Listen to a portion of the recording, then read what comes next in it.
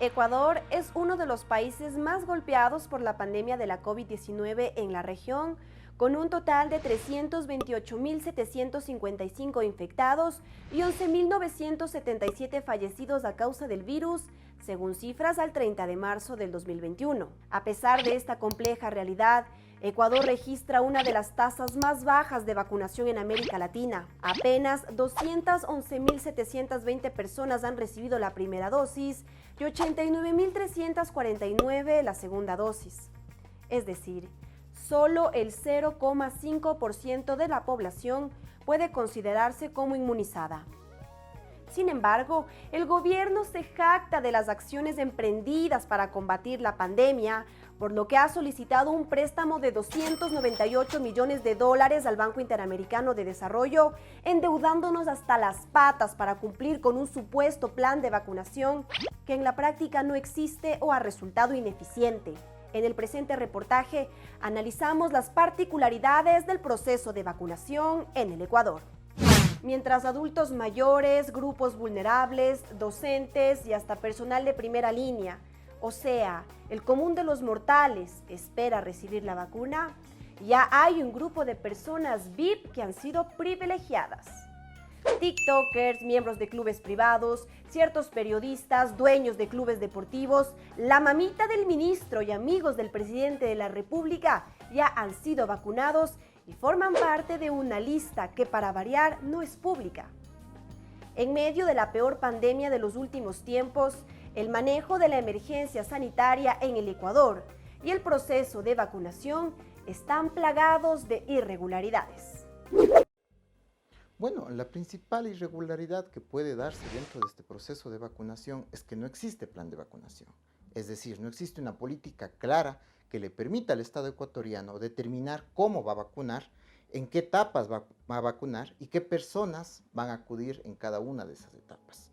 Y de igual manera, cuántas vacunas se van a inocular en cada una de estas etapas hasta llegar a un porcentaje aceptable de la población. Vemos que en el caso de Chile, en pocos meses tienen ya el 50% al 60% de vacunados.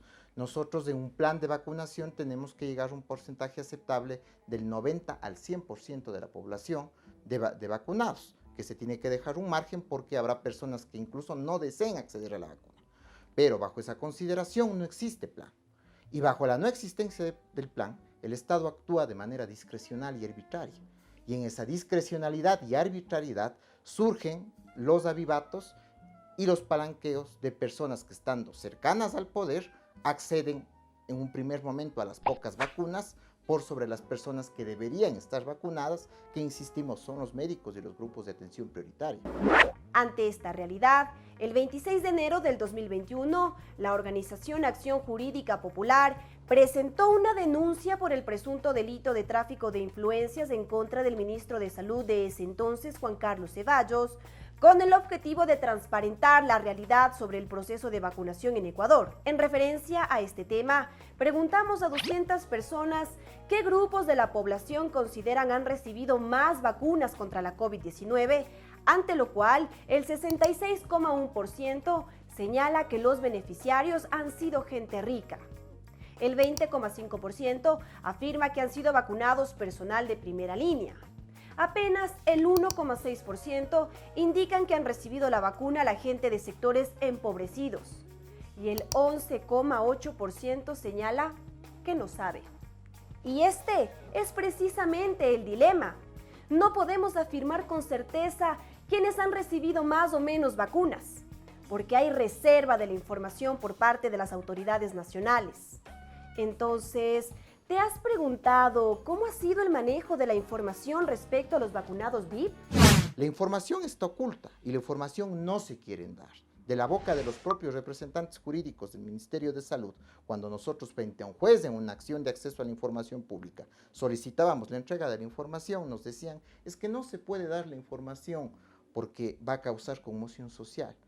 A lo que yo les decía, bueno, pues va a causar conmoción social, entonces ¿a quién vacunaron? Pues claro, si vacunaron a Raimundo y todo el mundo, a los familiares de las autoridades, a personas que no debían vacunarse, a empresarios, a políticos que tienen cercanía con este gobierno, pues obviamente va a causar conmoción social y repudio en la población. A pesar de los allanamientos realizados por la Fiscalía, tanto el Ministerio de Salud Pública y a hospitales como el Pablo Arturo Suárez, la información que han entregado a Acción Jurídica Popular, para variar, es incompleta. Ante la inoperancia de la institucionalidad estatal y la negativa del Ministerio de Salud de entregar información que debería ser pública, los demandantes recibieron una acción del acceso a la información y el Estado tiene la obligación de presentar un informe detallado sobre el proceso de vacunación en Ecuador. Preguntamos a 200 personas si consideran se debería ser pública la lista de vacunados VIP, ante lo cual el 94,6% de los encuestados dijo que sí y apenas el 5,4% que no. Considerando este escenario, a continuación conocemos las acciones emprendidas por Acción Jurídica Popular y las reacciones institucionales. Hay dos acciones que serían las principales y de ahí vienen varias. La primera es la denuncia que nosotros presentamos contra el exministro de Salud por presunto tráfico de influencias.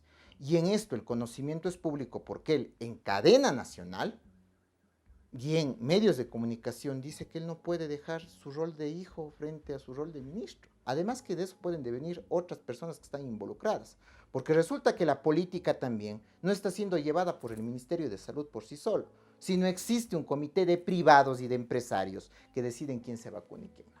El Ministerio de Salud debería haber mandado ya la lista de vacunados. Envía listas mutiladas, pero cuando nosotros solicitamos acceso al expediente, la fiscal general del Estado reacciona y dice: denunciantes no me van a participar en el proceso y en la investigación. En la investigación. Porque ustedes no son ni víctimas, ni tampoco son parte procesal. A lo que le contestamos, señora fiscal general, las víctimas en delitos contra la administración pública son todos los ciudadanos. Una segunda acción que hemos llevado es la acción de acceso a la información pública, en donde ya hay una orden de una jueza en la que le dice: entregue 3 cosas, contratos frente a los cuales se adquirieron las vacunas y frente a lo cual nos dijeron es que no hay contratos, hay convenios. ¿Cómo se puede transferir recursos públicos sin un contrato? Es la pregunta. Queremos ver en qué consisten estos convenios en los cuales se han comprometido incluso a no revelar el precio. Segunda situación, ¿queremos el plan? Pues bueno, entréguenos el plan. Estructurado por etapas, es un documento público. Y tercero, que está ordenado y que hemos solicitado la lista de vacunados. Una de las principales controversias que se suma a la información que no ha sido publicada o entregada por el Ministerio de Salud respecto a la vacunación es que resulta no había. Y quién sabe si ahora hay un adecuado plan de vacunación en el Ecuador. El propio ministro Falconi hace pocas semanas se lo escuchaba eufórico en un audio que circulaba en redes sociales exigiendo a sus funcionarios le digan cuántas dosis en realidad hay en el país para poder hacer recién un plan de vacunación. Quiero saber cuántas dosis hay de vacunas en este país para poder hacer una planificación de vacunación.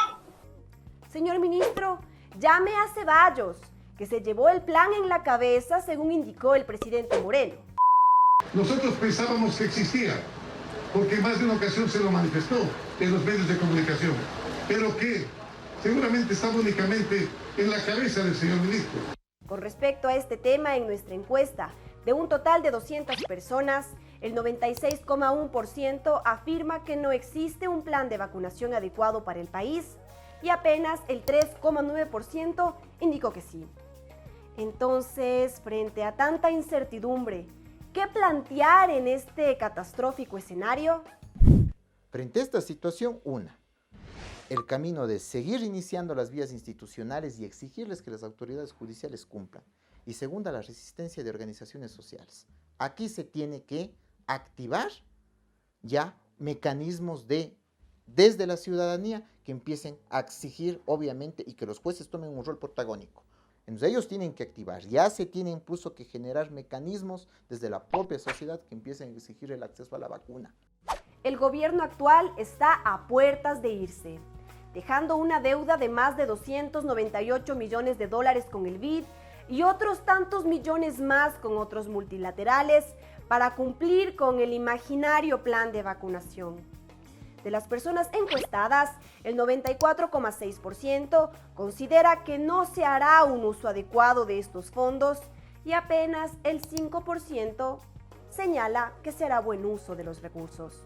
Sin embargo, será el próximo gobierno quien tenga que afrontar los momentos más complejos de la vacunación. Entonces, ¿cuál es la responsabilidad de la administración que viene? Frente a este escenario se necesita primero un fortalecimiento del aparato de salud estatal y sobre todo el acceso inmediato a vacunas. Saber por qué se está contratando con determinadas farmacéuticas y no se ha seguido con todas las farmacéuticas que sea del caso. O sea, deberíamos nosotros acudir al tendero que tiene vacunas y nos puede dar vacunas. ¿Por qué se ha accedido solo para Pfizer? Hay una situación que tiene que revelarse y que tiene que demostrarse. Ahora, frente al escenario electoral, hay un vacío. Y este vacío también tiene que ser especificado por los candidatos. ¿Cómo van a proceder ante un país en crisis? ¿Cómo van a vacunar? ¿Cuál es el plan? Ellos deberían ya tener el plan de vacunación. Y ellos deberían exponer, este es mi plan. Y indicarnos a qué sectores van a ir primero, a qué sectores. Y ellos deberían estructurar ya medidas de fortalecimiento del aparato del Estado, específicamente en el tema de salud. Y recuerden, amigos, la pandemia no ha terminado. Es más, vino para quedarse. Por eso, con vacuna o sin vacuna, y ante un Estado ausente, promovamos lazos de solidaridad para cuidarnos entre todas y entre todos.